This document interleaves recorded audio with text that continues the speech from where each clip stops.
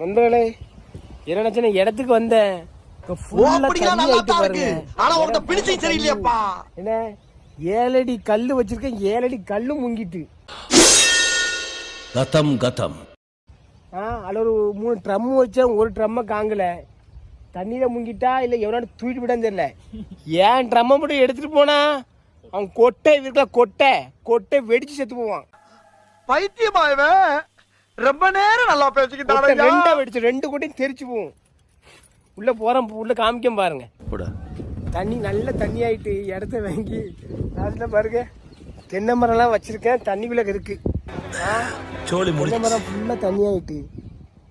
இதை போர் போட்டேன், போர் தண்ணி ஆயிட்டு. ஒரு ட்ரம்ம காங்கல, ஒரு ட்ரம்மு.